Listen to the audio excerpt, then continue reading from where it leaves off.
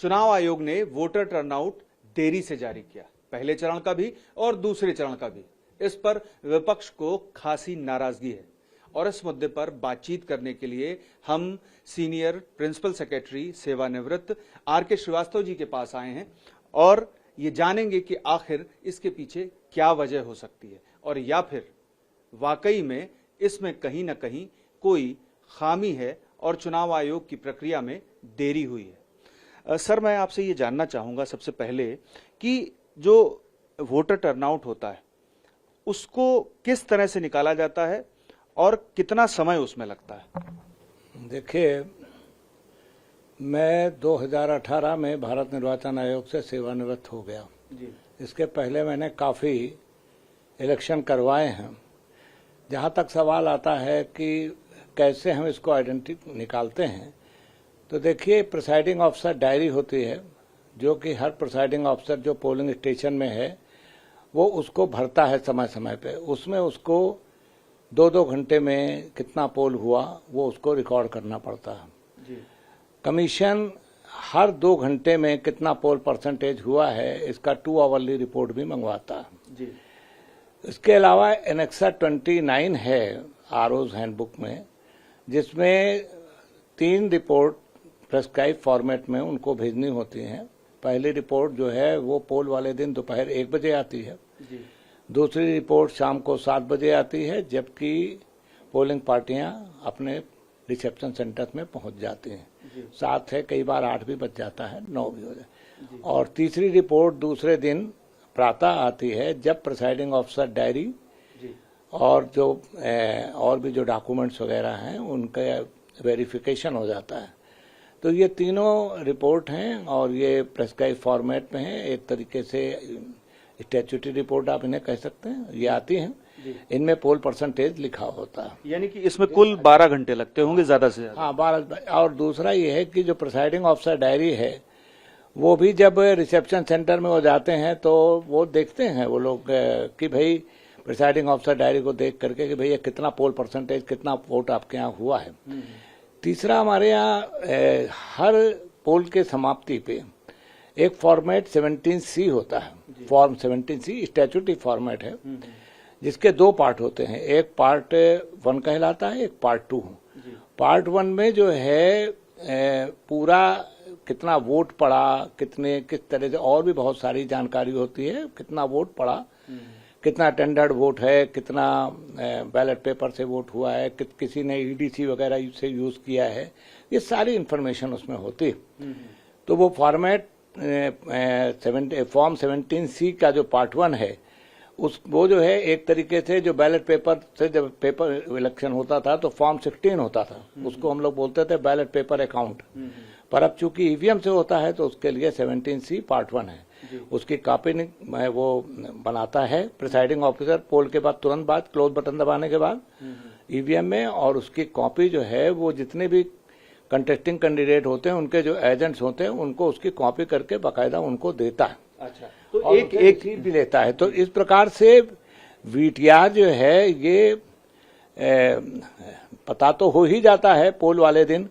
और जहां ये इतनी देर हुई है तो देखिए, मैं इसके बारे में तो क्या कहूं कि क्यों देर है।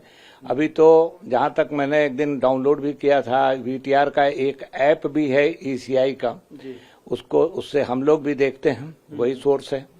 और ये जो है उसमें जो बैकएंड पे जो डाटा एंट्री होती है वो एआरओ के लेवल पर होती है, ऐसा मेरे को जानकारी है। अच्छा, हुआ ये था कि जब पहले चरण का समापन हो गया मतदान का, उसके बाद जो डेटा आया था उसी ऐप के जरिए, उसमें और जो फाइनल डेटा कल रिलीज किया गया चुनाव आयोग के जरिए से, उसमें परसेंटेज का फर्क है और उस फर्क की वजह से विपक्ष लगातार सवाल उठा रहा है कि आखिर जब पहले 24 घंटे में जारी कर दिया जाता था, जब बैलेट से चुनाव होते थे तब भी, तो इस बार आखिर 11 दिन की देरी क्यों हुई? इस पर क्या कहेंगे आप? देखिए साहब, अब ये चुनाव आयोग का क्षेत्राधिकार है और आयोग ने, हम तो यही जानते हैं कि आजकल सब इलेक्ट्रॉनिक्स डाटा ट्रांसमिशन होता है, इतने बढ़िया बढ़िया ऐप बन गए हैं और सभी कुछ अब कम्युनिकेशन सिस्टम बहुत ही अच्छा है।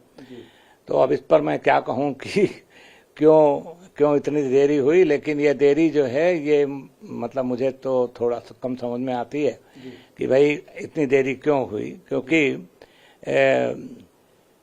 कितना है कितने पोलिंग स्टेशन होंगे और पूरी ईआरओ के पास और आरओ के पास पूरी एक बहुत बड़ी टीम होती है डाटा एंट्री की, डाटा वगैरह की। तो वो क्यों, जहाँ तक मुझे लगता है कि संभवतः इतनी देर इसलिए होती है कि जब इलेक्शन में पोल हो जाता है तो मशीनरी में एक थोड़ा सा शिथिलता आ जाती है कार्य के प्रति।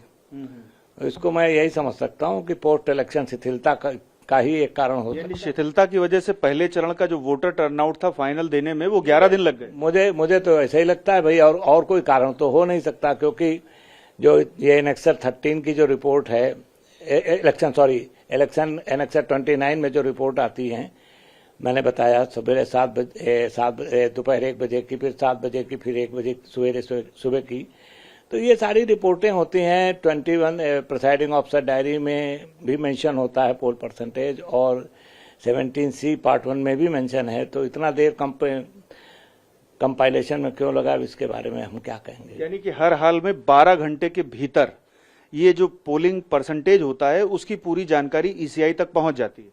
नहीं, मैं ये तो क्यों कहूंगा, बस ये कहूंगा कि भाई पीछे बैकएंड में जो है, अब चूंकि पोलिंग स्टेशन वाइज डाटा पहले कंपाइल होता है, उसके बाद असेंबली कॉन्स्टिट्यूंसी और फिर पार्लियामेंट्री कॉन्स्टिट्यूंसी का, तो स्वाभाविक तौर पे इसमें थोड़ी देर तो लगती है। ये तो 12 घंटे 24 घंटे, 12 घंटे नहीं, मैं 24 घंटे की बात कर रहा हूं। इसमें मेरा कहना उचित ना होगा। बस ये मुझे लगता है कि क्यों ऐसा हो रहा है, मुझे भी थोड़ा आश्चर्य है। इतना देर नहीं होना चाहिए, मुझे ऐसा लगता है। पर कोई विशेष कारण होगा तो फिर वो भारत निर्वाचन आयोग के जो स्पोक पर्सन हैं, ऑफिशियल स्पोक पर्सन, आप फिर उनसे ही पूछें। वो उसके अभी तक उनकी तरफ से कोई जवाब इस मसले पर नहीं आया है, उनसे ये सवाल भी पूछा गया है। देखिए, वो उसके लिए मैं क्या कहूंगा। अच्छा, एक मैं अंतिम सवाल आपसे ये करना चाहूंगा कि जो डेटा होता है, मतदान का जो डेटा है, चाहे पहले चरण का हो या दूसरे चरण का, उसको सार्वजनिक करने के लिए क्या कोई निर्धारित मानदंड या कोई नियम या कोई प्रावधान है? नहीं, ऐसा मतलब मेरी जानकारी में कोई ऐसा एसओपी जब तक मैं सेवा में था ऐसा तब तक तो नहीं हुआ, और मेरी जानकारी में ऐसा कोई एसओपी वगैरह कमीशन ने नहीं है। वो जब तक कमीशन मुतमईन नहीं हो जाता, पूरी तरह सेटिस्फाई नहीं हो जाता कि भाई जो डाटा अब हम दे रहे हैं वो बिल्कुल फाइनल है और अच्छा है, एकदम करेक्ट है, इसी की वजह से देर होती होगी, और तो कोई कारण मुझे समझ। यानी कि ये पूरा ही चुनाव आयोग के विवेक पर निर्भर है कि वो कब सार्वजनिक करे डेटा को। निश्चित रूप से हर फैसला जो भारत निर्वाचन आयोग लेता है वो चुनाव की पारदर्शिता और चुनाव को बिल्कुल नियमानुसार कराने के लिए ही लेता है। तो इसमें बस इतना ही कहा जा सकता है कि इससे ज्यादा तो कुछ नहीं कहा जा सकता कि भाई जो कमीशन कर रहा है वो समीचीन है और उपयुक्त है, और आपका जो कंसर्न है वो आप भारत निर्वाचन आयोग के जो ऑफिशियल स्पोक पर्सन हैं उनसे अपने कंसर्न को आप शेयर कीजिए। आपने सुना श्रीवास्तव जी को, जिन्होंने आश्चर्य जताया कि आखिर चुनाव आयोग को पहले चरण का मतदान का डेटा जारी करने में 11 दिन कैसे लग गए। हालांकि उन्होंने ये भी स्पष्ट किया कि ये डेटा जारी करने यानी कि सार्वजनिक करने की जो मानदंड, प्रावधान या नियम ऐसा नहीं है, ये पूर्णतया चुनाव आयोग के विवेक पर निर्भर करता है। पीयूष पांडे, TV9।